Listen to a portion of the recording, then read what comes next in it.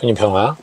네, 주차장에서 잠시 영상을 찍겠습니다. 제가 너무 영상을 계속 찍고도 못 올리고 해서 안 되겠다 생각해서 일부러 녹화 잘 마쳤고요. 오늘은 복되신 성모 마리아 그 잉태 기념일인데요.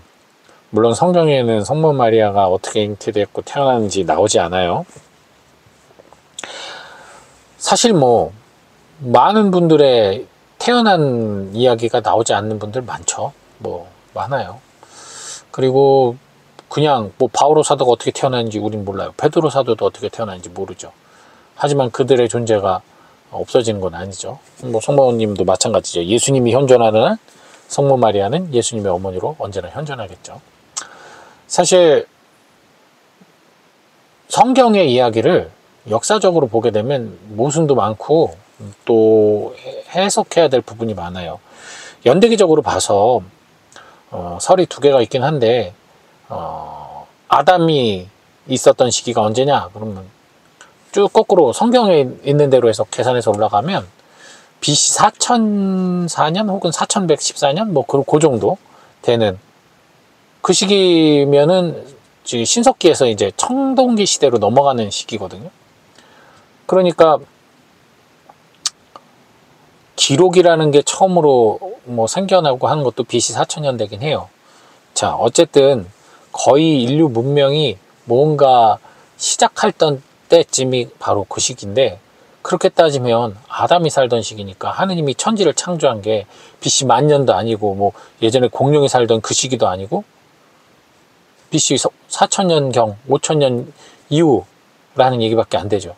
근데 그걸 우리가 알 수는 없어요. 실제로 그렇게 BC 4114년경 천지가 창조가 된 건지, 아담이 창조됐을 때 그때가 세상이 창조인지, 아니면 그 이전에 억겁의 시간 동안 하나님이 세상을 만들어 놓고 그 세상 위에 인간을 만들어 놓은 건지, 아니면 아담 이전에 사람들이 있었는지 없었는지. 왜냐면 추정상으로는 그 시기에 전 세계 인구가 500만이었다 얘기를 하긴 하는데, 그러면 아담과 하와를 창조했는데 나머지 사람들은 뭔지, 이거를 성경에선 설명하지 않습니다. 그리고 그런 것을 근거로 사람들이 성경은 허구라고 말하는 경우도 있죠. 하지만 우리는 이미 어느 정도 여러분, 저도 많이 이 강의를 통해서 혹은 영상을 통해서 여러분들께 끊임없이 얘기했지만, 성경에 아담과 하와, 이시 아담, 이시 하와, 사람과 사람, 남자와 여자, 이 존재는 이 역사 내의 존재가 아니에요. 역사 내의 존재가 아니고 시간과 공간이 없으신 하느님 내에서의 존재란 말이죠. 그래서 몇 년에 태어나 몇 년에 죽고 이게 중요한 게 아니라는 거예요. 구약에 보면은 과정법도 많아요. 왜냐면 사람이 썼으니까요. 하느님의 영감을 받아, 성령의 영감을 받아 사람이 썼단 말이에요. 그렇기 때문에 마테오, 마르코, 루카복음도 같은 공관, 같은 시선으로 봤는데도 불구하고 표현이나 어떤 지향점이 다르잖아요. 즉 글의 그 본질은 하느님이 주신 영감이 맞으나 그 글의 내용이 해석에 따라 달라질 수 있다는 사실. 그래서 교회에서는 그 중에 가장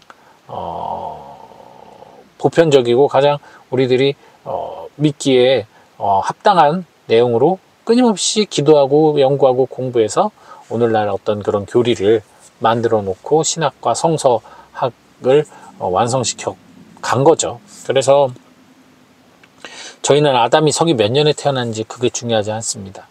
성모 마리아께서 서기 몇 년에 태어난지 그것도 중요하지 않아요. 성모 마리아의 어머니 아버지가 안나와 요아킴인지 그것도 중요하지 않아요. 중요한 것은 마리아라는 한 여인이 성령을 통하여 예수님의 잉태를 수락했다는 것. 그래서 인류의 역사 안에 하느님께서 그 이전에는 신으로 현존하시던 분이 한 인간으로 함께 동행을 하셨다는 이 놀라운 신비. 이게 중요한 거고. 그리고 예수님이 33살에 돌아가셨는지 35에 돌아가셨는지 몇 년 몇 월 며칠에 돌아가셨는지 그게 중요하지 않아요. 그분께서 당신의 공생활을 통틀어 하느님의 뜻을 펼치려 하시다가 결론적으로 그분의 깨달음 속에서 아버지가 참으로 원하는 것은 내가 그저 기적이나 베풀고 선포하는 것이 아니라 바로 아버지의 성경에 예언된 대로 이 죄인들을 위하여 내가 순환을 받고 죽음을 당함으로써 이들의 죄를 속량하고 그리고 부활을 통해 그들을 구원으로 이끄는 목자로서의 삶을 살도록 아버지는 나를 사람이 되게 하셨구나 라는 완전한 인식에 이르렀다는 거죠. 그래서 예수님께서 십자가에 못 박혀 돌아가시고 부활하시고 승천하신 거죠. 그것이 중요한 겁니다. 예수님이 뭐 어떻게 승천하셨냐, 이것 또한 마찬가지죠. 우리들이 이해할 수 있는 범위는 하늘로 올라가는 거, 하늘이 천국이라고 생각했으니 하늘로 올라가는 게 최선의 이해였겠죠. 하지만 그것 또한 우리는 알 수 없습니다. 이렇게 따지고 보면은 그럼 성경을 뭐하러 믿어? 라고 말할 수가 있겠죠. 여러분, 그럼 부모님은 뭐하러 믿고 뭐하러 사랑합니까? 나에게 뭘 해주니까 사랑하는 건가요? 여러분은 여러분이 태어난 날을 기억합니까? 기억 못하죠. 부모님은 기억해요. 하지만 여러분은 여러분이 태어난 날을 기억하지 못합니다. 하지만 분명히 여러분은 태어났어요. 마찬가지입니다. 우리가 신앙인으로서, 그리스도인으로서 신앙인의 삶을 살아가는 것, 내가 신앙인으로 거듭나고 혹은 신앙인으로 주님에게 지음받았음을 우리는 기억 못할 수 있어요. 우리는 모를 수 있어요. 하지만 하나님은 분명히 알고 계십니다.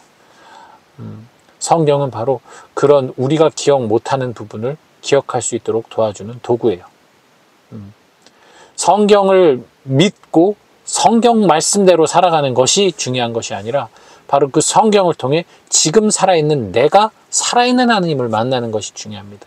여러분들이 하나님을 체험하지 못하면 아무리 성경 말씀을 따라가야 한들 의미가 없어요. 그건 죽은 글씨가 돼버리기 때문이죠. 여러분들이 하나님 체험을 해야 돼요. 하나님 체험을 하지 않고서는 우리는 그리스도인이라도 무늬만 그리스도인입니다.